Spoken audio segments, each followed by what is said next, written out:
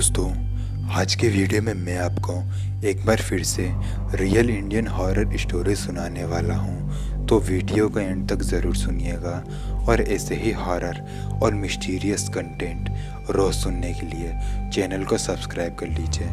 और अगर आप ही के साथ कोई सच्ची घटना घटी हो तो वो भी आप मुझे मेरे इंस्टाग्राम पर भेज सकते हैं। इंस्टाग्राम का लिंक है नीचे डिस्क्रिप्शन बॉक्स में। और अगर आपको मेरी स्टोरीज़ अच्छी लगती हैं तो आप वीडियो को लाइक भी कर दिया करें। ये रियल इंडियन हॉरर स्टोरी घटी है पलक नाम की एक लड़की के साथ में। और अब आगे की घटना मैं आपको सुनाऊंगा पलक जी के पॉइंट ऑफ व्यू से। मेरा नाम पलक है। यह घटना मेरे साथ साल 2002 में घटी थी। दरअसल मैं और मेरे कुछ फ्रेंड्स गोवा घूमने गए हुए थे। वहीं पर हमारे साथ ये डरावनी और भयानक सी घटना घटी थी। दरअसल बात यह है कि साल 2002 में मैं 12th क्लास में पढ़ा करती थी और हम लोग महाराष्ट्र के रहने वाले थे। और हम लोग समर वेकेशंस में बहुत ही ज़्यादा बोर हो रहे थे। तो हमारे कुछ दोस्तों ने यह प्लान बनाया कि हम लोग गोवा घूमने के लिए जाएंगे। तो मेरे कुछ दोस्त, जिनमें एक तो दीपक था और एक सुनील था और मेरी एक और फ्रेंड जिसका नाम दीपिका था, हम 4 लोग मिलके गोवा घूमने गए हुए थे। आप सिर्फ दीपिका को याद रखिए, क्योंकि हम लोग दीपिका के चाचा के घर में ही रुके हुए थे 2 दिन के लिए। हमारा गोवा घूमने का प्लान 3 रातों का था। हम लोग हमारे घर से निकल चुके थे। हम लोगों ने पूरा गोवा घूम लिया था। लेकिन जब हम लोग वापस अपने घर की तरफ आ रहे थे तब मेरे साथ ये अजीबोगरीब घटना घटी थी। दरअसल जब हमारा वेकेशन जब ख़त्म हो गया था तो एक रात पहले हम लोग दीपिका के चाचा के घर में ही सोए हुए थे। मुझे नींद नहीं आ रही थी। मुझे बहुत ही अजीब सा फील हो रहा था। मैंने दीपिका को कहा कि मैं थोड़ी देर बाहर घूम रही हूँ। दीपिका ने कहा कि ठीक है, बाहर घूमो लेकिन ज़्यादा दूर मत जाना। मैं उसके घर से बाहर निकली और उसके घर के सामने ही घूमने लगी। लेकिन उसके घर के सामने घूमने में उतना मज़ा नहीं आ रहा था, इसलिए मैं उसके घर के थोड़ा दूर आ गई और एक सुनसान रास्ते पर घूमने लगी।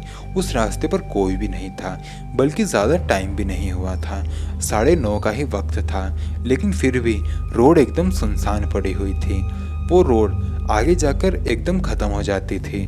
उसके रोड के एकदम किनारे पर एक बहुत बड़ी खाई थी। मैं उस वक्त उस रोड पर ही घूम रही थी और अपना ध्यान बटाने की कोशिश कर रही थी, क्योंकि मेरे दिमाग में बहुत ही अजीबोगरीब से ख्याल आ रहे थे, क्योंकि मैं एक सुनसान रास्ते पर चल रही थी। फिर तभी मुझे किसी के भागने की आवाज़ सुनाई दी। मैं पीछे पलट के देखी तो मैंने देखा कि एक बच्ची जो कि करीबन 6-7 साल की लग रही थी, वो भागते हुए उस खाई की तरफ गई और अपने हाथों को फैलाते हुए उस खाई के नीचे कूद गई। उस दृश्य को देखकर मैं बहुत ही ज़्यादा डर चुकी थी। मैंने उस बच्ची को बचाने की भी कोशिश करी, लेकिन मुझे वो बच्ची दिखाई ही नहीं दी, तो मैं उसे बचा ही नहीं पाई। उसके बाद मैं इतना ज़्यादा डर चुकी थी कि मैं घर के अंदर वापस आने की कोशिश कर रही थी। मैं दीपिका के चाचा के घर की तरफ आ ही रही थी, तभी मैं मन ही मन में भगवान को याद कर रही थी। फिर तभी मुझे मेरे पीठ के पीछे ऐसा महसूस होने लगा कि कोई चल रहा है। मेरे पीछे पलट के देखने की हिम्मत बिल्कुल भी नहीं हो रही थी। मैं सामने देखते हुए ही चल रही थी और मन ही मन में भगवान को याद कर रही थी। धीरे धीरे करके वो चलने की आवाज़ें तेज होती जा रही थी और मेरा डर भी बढ़ता जा रहा था। फिर एकदम से हिम्मत करके मैं पीछे पलटी।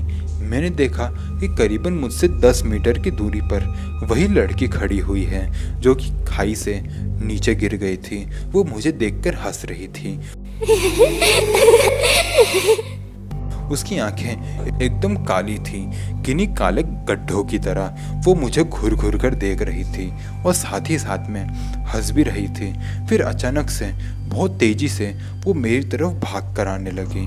उसको देखकर मैं इतना ज़्यादा डर गई थी कि मैं भी भागने लगी और भागते भागते चिल्ला रही थी, मुझे बचाओ, मुझे बचाओ, ये मुझे मार डालेगी, मुझे बचाओ।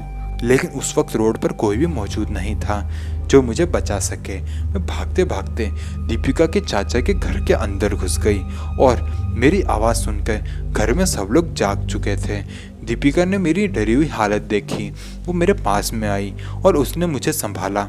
मैंने उसे कहा कि मैं बाहर घूम ही रही थी, तभी मेरे साथ यह अजीबोगरीब सी घटना घट गई। लेकिन उस घर में कोई भी मेरी बात मानने को राजी ही नहीं था। यहाँ तक कि मुझे लगा कि शायद दीपिका भी मेरे बात को मानेगी, लेकिन दीपिका भी मेरे बात को मान नहीं रही थी। अगली सुबह हम लोग हमारे घर आ गए।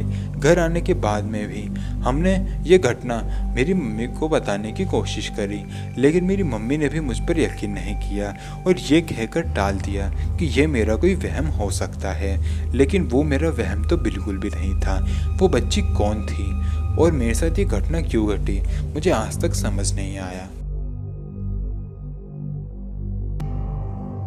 दोस्तों, अभी अभी मैंने जो घटना आपको सुनाई है उसमें बहुत सी डिटेल आपको मिसिंग लग रही होंगी, क्योंकि जब मैंने इस घटना को ढूंढा था तो ये घटना सिर्फ और सिर्फ 8 लाइनों की ही थी, बल्कि इस कहानी में तो मैंने अपनी तरफ से कुछ चीज़ें ऐड की हैं, इसलिए आपको कहानी बहुत अजीब सी लग रही होंगी।